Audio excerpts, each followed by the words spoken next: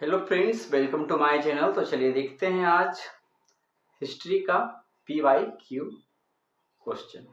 ठीक है, तो चलिए जो भी हमारे चैनल पे नए हैं चैनल को जरूर सब्सक्राइब कर ले ताकि आपको नोटिफिकेशन जो है वो मिलता रहे।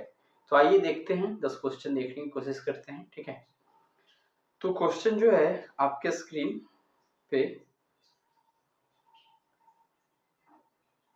दिखाई दे रहा है। ठीक है, तो आइए देखते हैं।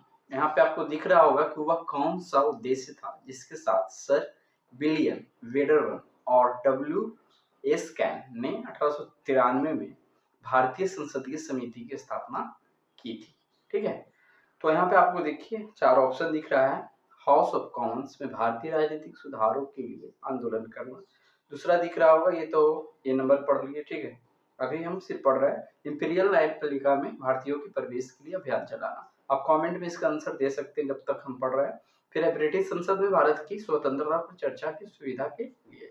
डी है ब्रिटिश संसद में प्रख्यात भारतीयों के प्रवेश के लिए आंदोलन करना। ये 4 ऑप्शन है। ठीक है, ये सब 4 ऑप्शन है।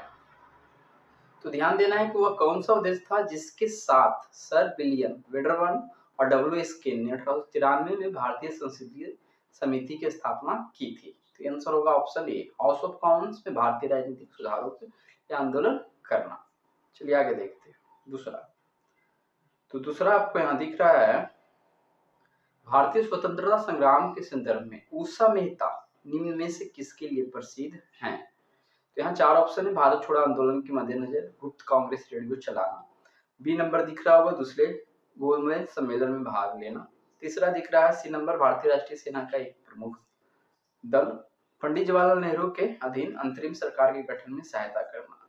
तो उषा मेहता, तो ये तो बहुत पुराना हमने यहाँ PYQ ले लिया है, फिर भी ये क्या है, इसका आंसर तो लगभग सबको पता है। ठीक है, कि उषा मेहता गुप्त कांग्रेस रेडियो चलाती थी। आगे देखते हैं। भारतीय स्वतंत्रता संग्राम की अवधि के संदर्भ में नेहरू रिपोर्ट में ने निम्नलिखित में से किसकी सिफारिश की थी? ठीक है, तो चलिए यहाँ पे हम देखते हैं कि भारत के लिए पूर्ण स्वतंत्रता। दूसरा है अल्पसंख्यकों के लिए सीटों के आरक्षण के लिए संयुक्त निर्वाचन। तीसरा है संविधान में भारत के लोगों के लिए मौलिक अधिकारों का प्रावधान। कारण नीचे दिए गए कोड का प्रयोग कर सही उत्तर चुनिए। ठीक है, कोई बात नहीं, यहाँ पे ऑप्शन होता है, छोड़िए, ध्यान नहीं दिए। केवल 1, केवल 2 और 3, सी में है 1 और 3 और डी में कितना है, ये है। तो यहाँ पे ध्यान देना है, भारत के लिए पूर्ण स्वतंत्रता की बात ना करके जवाहरलाल नेहरू ने क्या है, डोमिनियन स्टेट की मांग किया था। ठीक है, तो पहला तो गलत हो गया। बाकी के अल्पसंख्यकों के सीटों के आरक्षण के लिए संयुक्त निर्वाचन, तो ये सही है। संविधान में भारत के लोगों के लिए मौलिक अधिकारों का प्रावधान, तो ये भी सही है। तो 2 और 3 सही है। ऑप्शन बी क्या हो जाएगा, करेक्ट हो जाएगा। ठीक है, चलिए आगे देखते हैं। अगला क्वेश्चन, चौथा नंबर क्या है, जैन दर्शन मानता है कि दुनिया का निर्माण और अनुरक्षण द्वारा किया जाता है। यहाँ पे 4 ऑप्शन है, सार्वभौमिक नियम, सार्वभौमिक सत्य, सार्वभौमिक विश्वास या सार्वभौमिक आत्मा। तो आंसर क्या है, यहाँ पे ऑप्शन ए, सार्वभौमिक नियम को क्या है, जैन दर्शन मानता है कि दुनिया का निर्माण हुआ या अनुरक्षण किया जाता है वो सार्वभौमिक नियम के द्वारा। आगे देखते हैं। सिंधु घाटी सभ्यता के संबंध में निम्नलिखित कथनों पर विचार कीजिए। ठीक है, यहाँ पे 2 कथन है और उसके बाद ऑप्शन है। यहाँ भी ये ऑप्शन छूट गया है ना। कह रहा है यह मुख्य रूप से एक पंथ निर्देश सभ्यता थी, हालांकि यह धार्मिक तत्व मौजूद थे लेकिन वे बहुत प्रभावी नहीं थे। क्या पहला कथन ये सिंधु घाटी सभ्यता से सही है? तो सही है कि उस वक्त धर्म तो मौजूद था लेकिन उसका प्रभुत्व उतना कुछ था नहीं। फिर इस काल में भारत में कपास का उपयोग वस्त्र निर्माण के लिए किया जाता था, तो ये भी कथन सही है, इसलिए यहाँ पे ऑप्शन सी करेक्ट हो जाएगा। ठीक है, आगे देखते हैं। धर्म और रीत भारत की प्राचीन वैदिक सभ्यता के एक मुख्य विचार को दर्शाते हैं। इस संदर्भ में निम्नलिखित कथनों पर विचार कीजिए। ठीक है, तो पहला कथन यहाँ क्या है, धर्म दायित्व और स्वयं के और दूसरों के कर्तव्यों के निर्वहन का बोध था। ये पहला कथन है। दूसरा है रीत ब्रह्मांड के कामकाज को नियंत्रित करने वाला मौलिक नैतिक कानून था और इसमें सभी निहित थे। तो यहाँ ध्यान देना है कि दोनों कथन यहाँ पे सही है। कभी कभी ये रिवर्स करके भी पूछा जा सकता है कि धर्म वाला स्टेटमेंट इसमें और रीत वाला स्टेटमेंट उसमें डाल दिया जाए। ठीक है, तो क्या है, धर्म दायित्व और स्वयं के और दूसरों के कर्तव्यों के निर्वहन का बोध था, ऐसा ये वाक्य सही है। कह रहा है ऋत ब्रह्मांड के कामकाज को नियंत्रित करने वाला मौलिक नैतिक कानून था और इसमें सभी निहित थे, तो ये भी सही है। यहाँ पे दोनों सही, ऑप्शन सी क्या हो जाएगा, करेक्ट हो जाएगा। आगे, प्राचीन भारत की वैज्ञानिक प्रगति के संदर्भ में नीचे दिए गए कौन से कथन सही है। क्या प्राचीन भारत की वैज्ञानिक प्रगति के संदर्भ में, तो चलिए यहाँ पे देखते हैं कि कौन कौन सा सही है। तो पहला है कि पहली शताब्दी ईस्वी तक विभिन्न प्रकार के विशेष शल्य चिकित्सा उपकरण आम उपयोग में, यानी सर्जरी से रिलेटेड चिकित्सा पहली शताब्दी में होता था, तो ये सही है। कह रहे मानव शरीर में आंतरिक अंगों का प्रत्यारोपण, आंतरिक अंगों का प्रत्यारोपण यहाँ क्या बोल रहा है, तीसरी शताब्दी ईस्वी की शुरुआत से शुरू हुआ था। तो तीसरी शताब्दी नहीं, यहाँ पे छठी शताब्दी ईसा पूर्व, ठीक है, छठी शताब्दी ईसा पूर्व से ही शुरू हुआ था, इसलिए दूसरा गलती है। अरे खून की जया की अवधारणा को 5वीं शताब्दी ईस्वी में जाना जाता था, तो ये सही है। फिर चक्रीय चतुर्भुज की अवधारणा 7वीं शताब्दी ईस्वी में जानी जाती थी, तो ये भी सही है। तो इस प्रकार से क्या हुआ, 3 तो सही है बट एक क्या है, गलत है। तो देख लेते हैं 2 नंबर छाट कर कौन सा है, ऑप्शन सी में है, तो ये करेक्ट हो जाएगा। आइए देखते हैं अगला। प्राचीन भारत के इतिहास के संदर्भ में निम्नलिखित में से कौन सा बौद्ध धर्म और जैन धर्म दोनों के लिए सामान्य था, दोनों में कॉमन था, वो ढूंढना है। यहाँ जो भी ऑप्शन है नीचे वो बाद में देखेंगे, पहले देखते हैं स्टेटमेंट। तपस्या और भोग कैतिवाद से बचाव, क्या ये दोनों में सम्मिलित था। तो ध्यान देना है कि बौद्ध धर्म तपस्या और भोग के अतिवाद से बचता है, वो मध्यम मार्ग पे चलता है, ठीक है। लेकिन जैन धर्म इसको फॉलो करता है क्या बोल सकते हैं, कड़ाई पूर्वक कह सकते हैं। तो ये पहला कथन तो दोनों में कॉमन नहीं है, गलत हो गया। और वेदों के अधिकार के प्रति उदासीन, तो दोनों धर्म जो है वेदों के अधिकार के प्रति उदासीन है, ठीक है, वेद को नहीं मानते हैं। आगे है अनुष्ठानों की प्रभावकारिता से इनकार, तो जो भी धार्मिक कर्म कांड अनुष्ठान ये सब होते हैं वो भी क्या है, जैन धर्म और बौद्ध धर्म नहीं मानते हैं। तो यहाँ पे क्या हो जाएगा, 2 और 3 सही हो रहा है ना, ऑप्शन बी करेक्ट हो जाएगा। चलिए आगे देखते हैं। नगर, द्रविड़ और बेसर, बेसरा या बेसर यही मिलता है, ठीक है। ये अंग्रेजी से जब हिंदी होता है तो इस तरह से की मात्रा बहुत सारे आते हैं, तो यहाँ बेसर जनरली रहता है, बेसरा नहीं, ठीक है। तो नगर, द्रविड़ और बेसर आखिर हैं क्या, तो ये तो कॉमन है, इजी है। अब तो ये मतलब अब इजी हो गया। तो भारतीय मंदिर वास्तुकला की 3 मुख्य शैलियां, जहां तक पता है कि नगर श्रेणी या नागर श्रेणी, ठीक है, शैली शैली श्रेणी नहीं शैली, ठीक है। ये उत्तर भारत में प्रचलित है मंदिर निर्माण के लिए, द्रविड़ शैली दक्षिण भारत में है, और बेसर शैली माना जाता है कि दोनों का कुछ मिश्रण है, ठीक है। तो चलते हैं आगे आज का लास्ट क्वेश्चन पे, ठीक है। कांग्रेस के मंत्रालय ने 1939 में 7 प्रांतों में इस्तीफा दे दिया था, क्योंकि यहाँ 4 ऑप्शन पढ़ेंगे एक करके। कांग्रेस अन्य 4 प्रांतों में मंत्रालय नहीं बना सकी, तो क्या ये बात सही है, ऐसा कुछ कारण नहीं था, ठीक है। कांग्रेस में एक वामपंथी के उदय ने मंत्रालय के काम को असंभव बना दिया, तो ऐसा भी कुछ घटना उस वक्त नहीं था कि जिसके कारण ने क्या है 7 प्रांतों में कांग्रेस मंत्रालय ने इस्तीफा दिया था। आगे उनके प्रांतों में बड़े पैमाने पर सांप्रदायिक गड़बड़ियां हुई थी, तो ये भी नहीं सही है। ऊपर दिए गए कथन में कोई भी कथन सही नहीं है, तो यही सही है, कोई भी कथन सही नहीं है, ऑप्शन डी। तो आखिर कारण क्या था, ये तीनों तो नहीं सही, तो आंसर ऑप्शन डी हो गया। लेकिन कारण ये था कि द्वितीय विश्व युद्ध का ये समय था, अंग्रेजों ने जबरदस्ती भारत को द्वितीय विश्व युद्ध में अपने तरफ से शामिल कर लिया था दूसरे देशों के विरुद्ध लड़ने के लिए, जिस कारण से कांग्रेस ने 1939 में 7 प्रांतों में इस्तीफा दे दिया था, ठीक है। वीडियो पर हमारे चैनल पर इसी प्रकार से बने रहे। वीडियो अच्छा लग रहा हो तो चैनल को जरूर सब्सक्राइब कर ले। आज भर के लिए इतना ही, मिलते हैं अगले दिन कुछ इसी प्रकार के टॉपिक के साथ, ठीक है। तो चलिए आज भर के लिए इतना ही रहने देते हैं।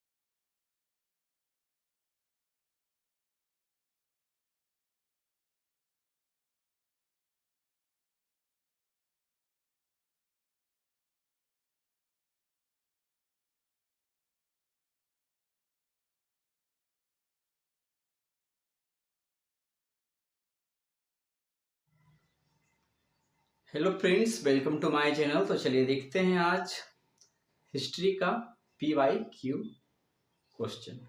ठीक है, तो चलिए जो भी हमारे चैनल पे नए हैं चैनल को जरूर सब्सक्राइब कर ले ताकि आपको नोटिफिकेशन जो है वो मिलता रहे। तो आइए देखते हैं 10 क्वेश्चन देखने की कोशिश करते हैं। ठीक है, तो क्वेश्चन जो है आपके स्क्रीन पे दिखाई दे रहा है। ठीक है, तो आइए देखते हैं। यहाँ पे आपको दिख रहा होगा कि वह कौन सा उद्देश्य था जिसके साथ सर विलियम वेडरवन और W.S. कैन ने 1893 में भारतीय संसदीय समिति की स्थापना की थी। ठीक है, तो यहाँ पे आपको देखिए 4 ऑप्शन दिख रहा है। हाउस ऑफ कॉमन्स में भारतीय राजनीतिक सुधारों के लिए आंदोलन करना। दूसरा दिख रहा होगा, ये नंबर पढ़ लिए। ठीक है, अभी हम सिर्फ पढ़ रहे हैं। इंपीरियल न्यायपालिका में भारतीयों के प्रवेश के लिए अभियान चलाना। आप कमेंट में इसका आंसर दे सकते हैं जब तक हम पढ़ रहे हैं। फिर है ब्रिटिश संसद में भारत की स्वतंत्रता पर चर्चा की सुविधा के लिए।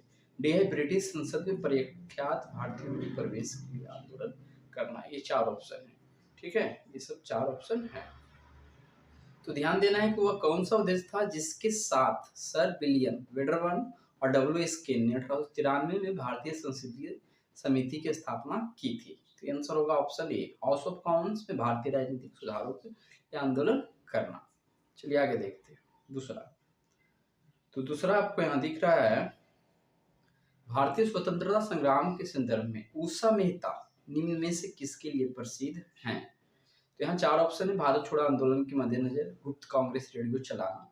बी नंबर दिख रहा होगा, दूसरे गोलमेज सम्मेलन में भाग लेना। तीसरा दिख रहा है सी नंबर, भारतीय राष्ट्रीय सेना का एक प्रमुख दल पंडित जवाहरलाल नेहरू के अधीन अंतरिम सरकार के गठन में सहायता करना। तो उषा मेहता, तो ये तो बहुत पुराना हमने यहाँ PYQ ले लिया है, फिर भी ये क्या है, इसका आंसर तो लगभग सबको पता है। ठीक है, कि उषा मेहता गुप्त कांग्रेस रेडियो चलाती थी। आगे देखते हैं। भारतीय स्वतंत्रता संग्राम की अवधि के संदर्भ में नेहरू रिपोर्ट में ने निम्नलिखित में से किसकी सिफारिश की थी। ठीक है, तो चलिए यहाँ पे हम देखते हैं कि भारत के लिए पूर्ण स्वतंत्रता। दूसरा है अल्पसंख्यकों के लिए सीटों के आरक्षण के लिए संयुक्त निर्वाचन। तीसरा है संविधान में भारत के लोगों के लिए मौलिक अधिकारों का प्रावधान। कारण नीचे दिए गए कोड का प्रयोग कर सही उत्तर चुनिए। ठीक है, कोई बात नहीं, यहाँ पे ऑप्शन लगता है छोड़ के ध्यान नहीं दिए। केवल 1, केवल 2 और 3, सी में है 1 और 3 और डी में कितना है, ये है। तो यहाँ पे ध्यान देना है, भारत के लिए पूर्ण स्वतंत्रता की बात ना करके जवाहरलाल नेहरू ने क्या है, डोमिनियन स्टेट की मांग किया था। ठीक है, तो पहला तो गलत हो गया। बाकी एक अल्पसंख्यकों के लिए सीटों के आरक्षण के लिए संयुक्त निर्वाचन तो ये सही है।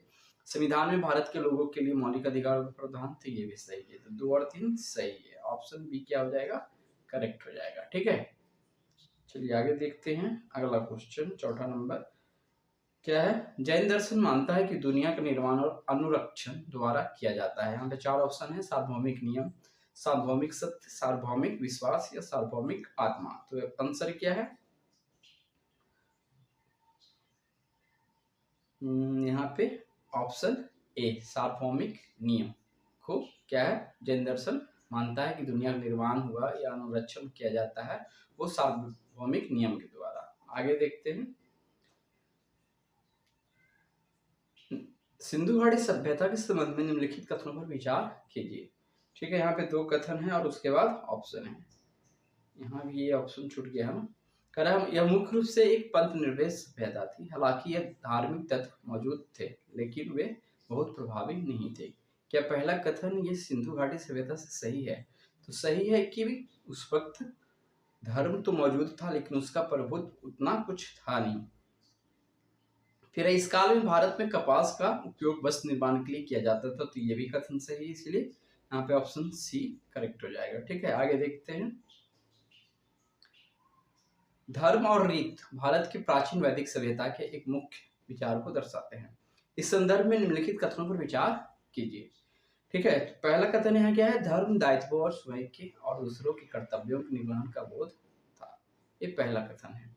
दूसरा है रीत ब्रह्मांड के कामकाज को नियंत्रित करने वाला मौलिक नैतिक कानून था और इसमें सभी निहित थे। तो यहाँ ध्यान देना है कि दोनों कथन यहाँ पे सही है। कभी कभी ये रिवर्स करके भी पूछा जा सकता है कि धर्म वाला स्टेटमेंट इसमें और रीत वाला स्टेटमेंट उसमें डाल दिया जाए। ठीक है, तो क्या है, धर्म दायित्व और स्वयं के और दूसरों के कर्तव्यों के निर्वहन का बोध था, ऐसा ये वाक्य सही है। कह रहा है ऋत ब्रह्मांड के कामकाज को नियंत्रित करने वाला मौलिक नैतिक कानून था और इसमें सभी निहित थे, तो ये भी सही है। यहाँ पे दोनों सही, ऑप्शन सी क्या हो जाएगा, करेक्ट हो जाएगा। आगे प्राचीन भारत की वैज्ञानिक प्रगति के संदर्भ में नीचे दिए गए कौन से कथन सही है। क्या प्राचीन भारत की वैज्ञानिक प्रगति के संदर्भ में, तो चलिए यहाँ पे देखते हैं आखिर कौन कौन सा सही है। तो पहला है कि पहली शताब्दी ईस्वी तक विभिन्न प्रकार के विशेष शल्य चिकित्सा उपकरण आम उपयोग में थे, यानी सर्जरी से रिलेटेड चिकित्सा पहली शताब्दी में होता था, तो ये सही है। कह रहे मानव शरीर में आंतरिक अंगों का प्रत्यारोपण, आंतरिक अंगों का प्रत्यारोपण यहाँ क्या बोल रहा है, तीसरी शताब्दी ईस्वी की शुरुआत से शुरू हुआ था। तो तीसरी शताब्दी नहीं, यहाँ पे छठी शताब्दी ईसा पूर्व, ठीक है, छठी शताब्दी ईसा पूर्व से ही शुरू हुआ था, इसलिए दूसरा गलती है। अरे खून की जया की अवधारणा को 5वीं शताब्दी ईस्वी में जाना जाता था, तो ये सही है। फिर चक्रीय चतुर्भुज की अवधारणा 7वीं शताब्दी ईस्वी में जानी जाती थी, तो ये भी सही है। तो इस प्रकार से क्या हुआ, 3 तो सही है बट एक क्या है, गलत है। तो देख लेते हैं 2 नंबर छाट कर कौन सा है, ऑप्शन सी में है, तो ये करेक्ट हो जाएगा। आइए देखते हैं अगला। प्राचीन भारत के इतिहास के संदर्भ में निम्नलिखित में से कौन सा बौद्ध धर्म और जैन धर्म दोनों के लिए सामान्य था, यानी दोनों में कॉमन था, वो ढूंढना है। यहाँ जो भी ऑप्शन है नीचे वो बाद में देखेंगे, पहले देखते हैं स्टेटमेंट। तपस्या और भोग के अतिवाद से बचाव, क्या ये दोनों में सम्मिलित था। तो ध्यान देना है कि बौद्ध धर्म तपस्या और भोग के अतिवाद से बचता है, वो मध्यम मार्ग पे चलता है, ठीक है। लेकिन जैन धर्म इसको फॉलो करता है क्या बोल सकते हैं, कड़ाई पूर्वक कह सकते हैं। तो ये पहला कथन तो दोनों में कॉमन नहीं है, गलत हो गया। और वेदों के अधिकार के प्रति उदासीन, तो दोनों धर्म जो है वेदों के अधिकार के प्रति उदासीन है, ठीक है, वेद को नहीं मानते हैं। आगे है अनुष्ठानों की प्रभावकारिता से इनकार, तो जो भी धार्मिक कर्म कांड अनुष्ठान ये सब होते हैं वो भी क्या है, जैन धर्म और बौद्ध धर्म नहीं मानते हैं। तो यहाँ पे क्या हो जाएगा, 2 और 3 सही हो रहा ना, ऑप्शन बी करेक्ट हो जाएगा। चलिए आगे देखते हैं। नगर, द्रविड़ और बेसर, बेसरा या बेसर यही मिलता है, ठीक है। ये अंग्रेजी से जब हिंदी होता है तो इस तरह से आखिरी मात्रा बहुत सारे आते हैं, तो यहाँ बेसर जनरली रहता है, बेसरा नहीं, ठीक है। तो नगर, द्रविड़ और बेसर आखिर हैं क्या, तो ये तो कॉमन है, इजी है। अब तो ये मतलब अब इजी हो गया। तो भारतीय मंदिर वास्तुकला की 3 मुख्य शैलियाँ, जहाँ तक पता है कि नगर श्रेणी या नागर श्रेणी, ठीक है, शैली श्रेणी नहीं शैली, ठीक है। ये उत्तर भारत में प्रचलित है मंदिर निर्माण के लिए, द्रविड़ शैली दक्षिण भारत में है, और बेसर शैली माना जाता है कि दोनों का कुछ मिश्रण है, ठीक है। तो चलते हैं आगे आज का लास्ट क्वेश्चन पे, ठीक है।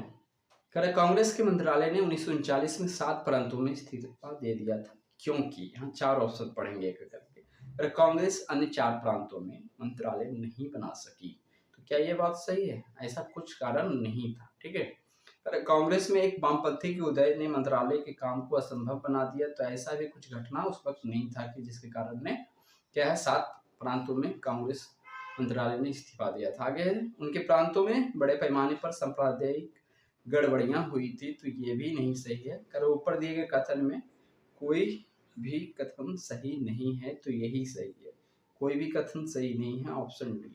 तो आखिर कारण क्या था, ये तीनों तो नहीं सही, तो आंसर ऑप्शन डी हो गया। लेकिन कारण ये था कि द्वितीय विश्व युद्ध का ये समय था, अंग्रेजों ने जबरदस्ती भारत को द्वितीय विश्व युद्ध में अपने तरफ से शामिल कर लिया था दूसरे देशों के विरुद्ध लड़ने के लिए, जिस कारण से कांग्रेस ने 1939 में 7 प्रांतों में इस्तीफा दे दिया था, ठीक है। वीडियो पर हमारे चैनल पर इसी प्रकार से बने रहे। वीडियो अच्छा लग रहा हो तो चैनल को जरूर सब्सक्राइब कर ले। आज भर के लिए इतना ही, मिलते हैं अगले दिन कुछ इसी प्रकार के टॉपिक के साथ, ठीक है। तो चलिए आज भर के लिए इतना ही रहने देते हैं।